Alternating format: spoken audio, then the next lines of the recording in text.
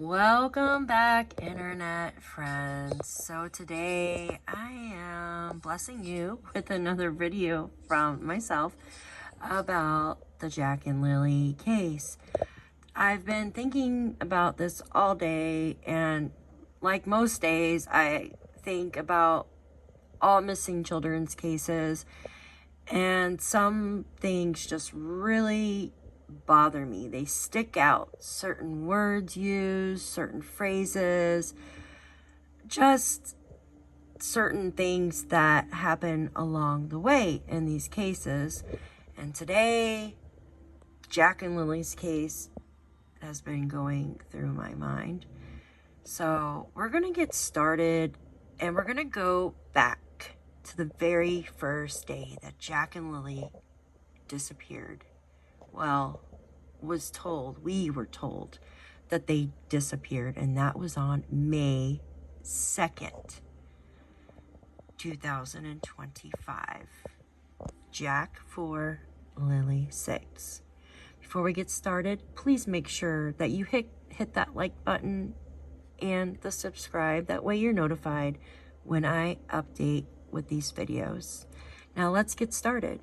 If you remember correctly, Malaya stated that they went outside and they didn't realize they were outside until basically after the fact. And we were all thinking, who told Malaya the children were outside?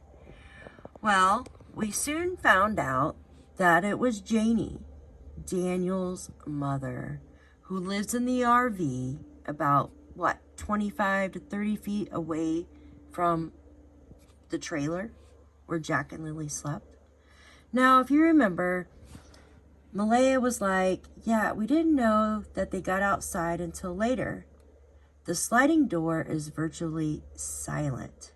So at first, nobody heard the door, and then they made the statement that the children never close the door, that they always get yelled at because they leave the door open. Like most children, they do that. Children don't think, and they usually just leave doors open or don't close them all the way. That's understandable. I believe that part. But do I believe that the children actually went out the sliding door and just ran off? No, I don't. And that's my opinion. And I will always think that unless something sways me to not think that. So in Janie's interview, she said that she actually corrected the news interviewer, because the news interviewer said, this is the door the children would have went out of. And Janie corrected her, and she says, this is the door the children went out of. Janie told us that she heard the children outside playing. Now, yes, you can hear in a direction, but do you know that exact area of where something is if you're just listening, especially if you're inside of a building?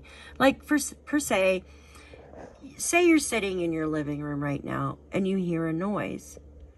You can kind of tell like which direction it's coming from, correct? Well, if you want to know where that noise is coming from, you get up and you look to verify where that noise is coming from, correct?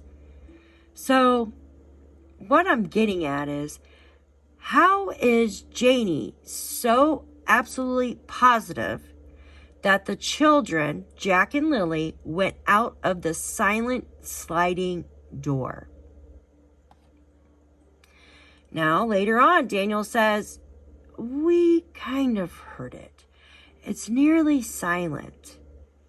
But if all signs are pointing to the children didn't go out. So my question is, how did Janie know exactly where the children came out of the door?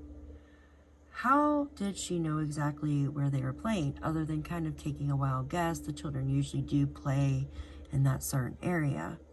So how was anybody positive that the children actually were outside other than Janie? She was the last person to hear Jack and Lilly. she was the last person to actually witness or hear that they were alive.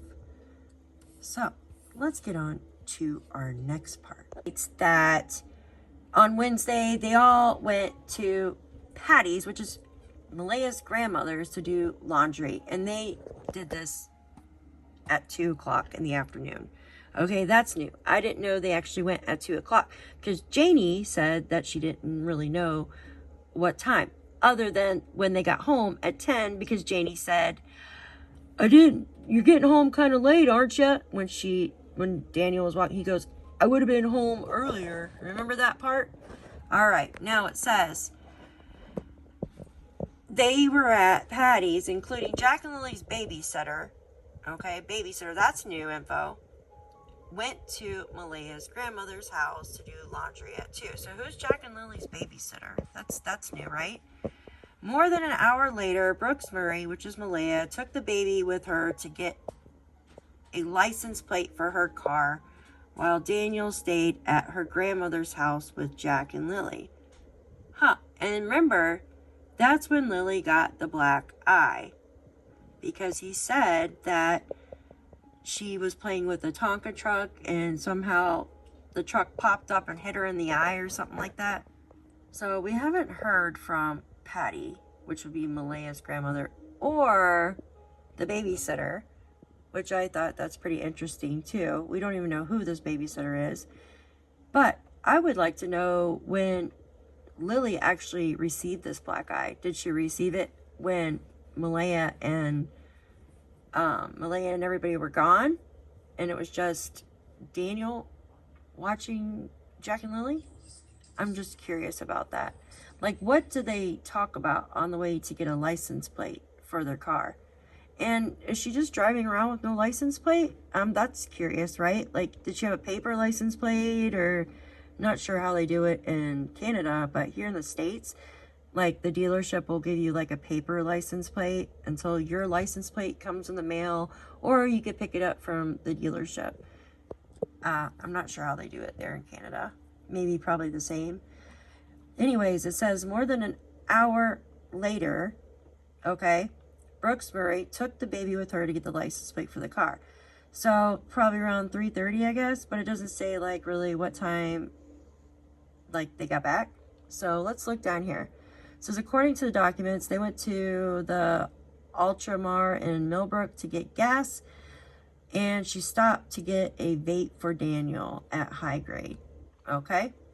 The entire family later went for groceries and eventually arrived back home at 10:19. Okay, when they arrived back home, that's when Janie said, you're getting home kind of late, aren't you? Daniel says, I would have been home earlier. And then on May 1st, Jack and Lily didn't go to school. The entire family went to New Glasgow in the afternoon and were home for the evening. All right. Malaya initially said she put Jack and Lily to bed around 9, then changed that time to 10 p.m. in a later statement. Now, I want to go to something in a minute. It says, according to Malaya, Martel stayed up and she didn't know what time he came to bed. Now, we're going to switch here. It says, 3:09, left for pizza. This is Daniel. Shop, got home a little bit before 4 p.m.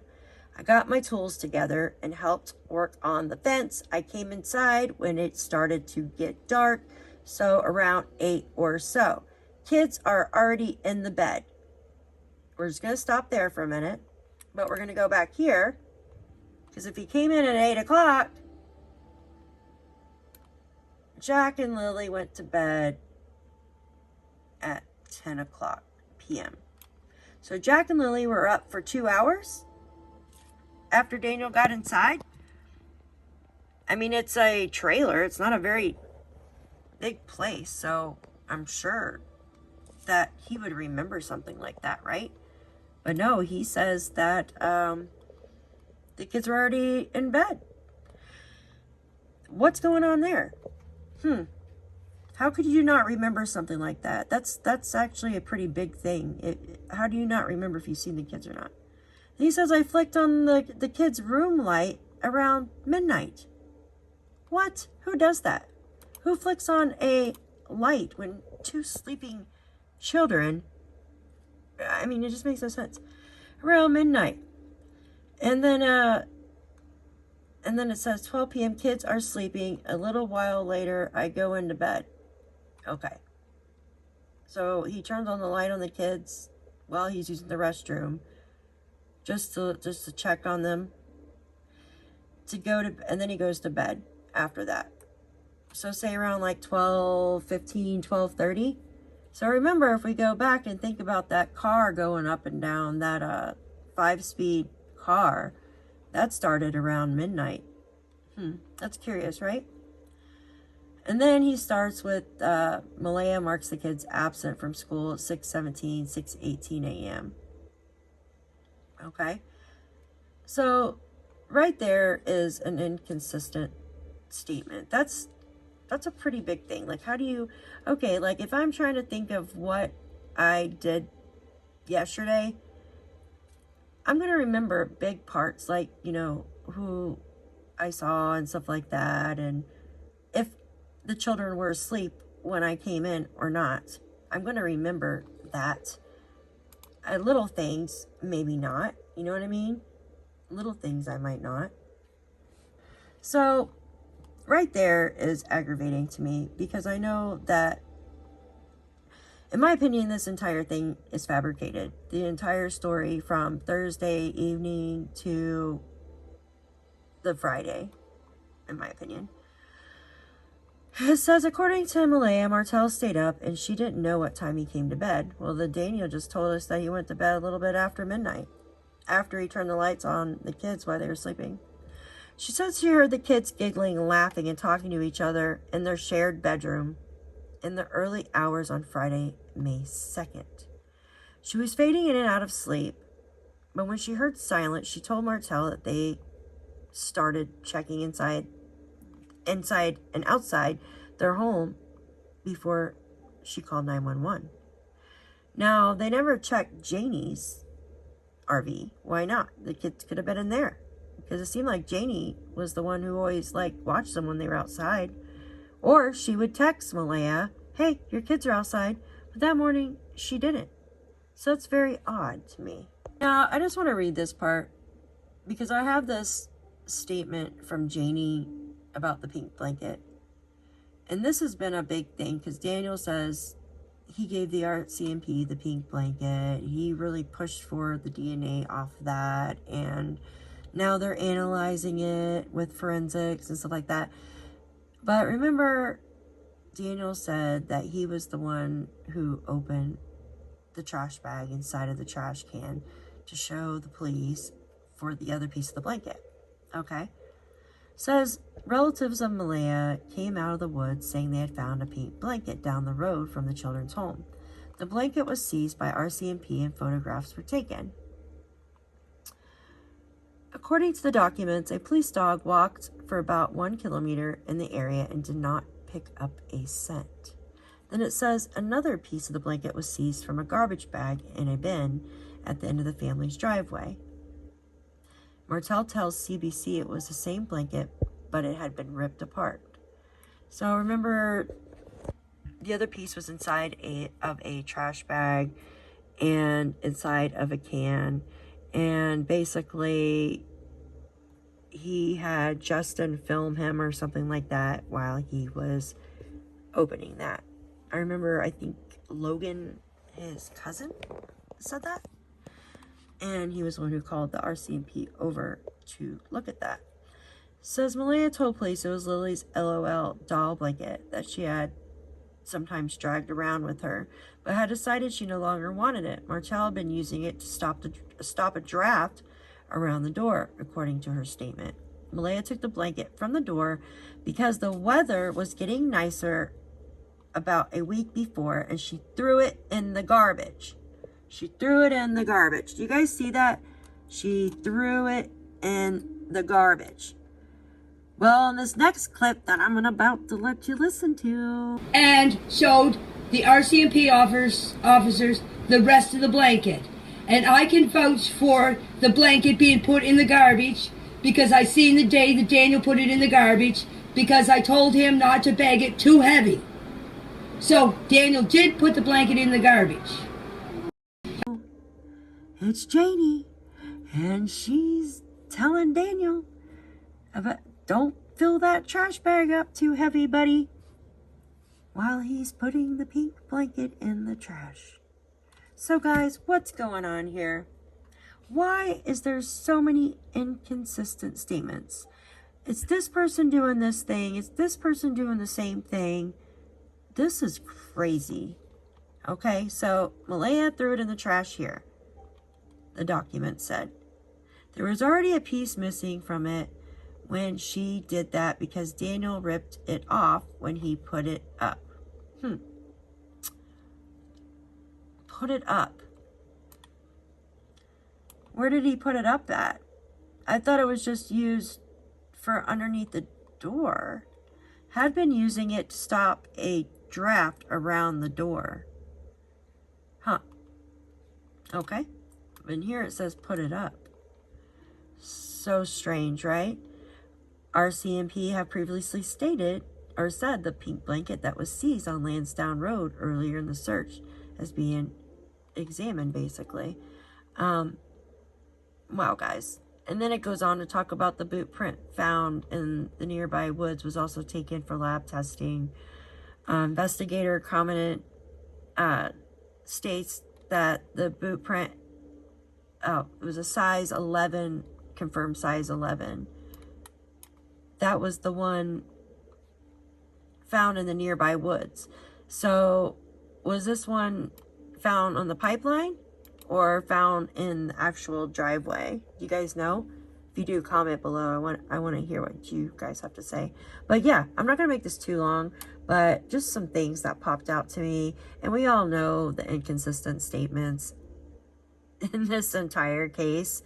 And there is one more thing I want to show you before I let you go too. I just want to point out this real quick.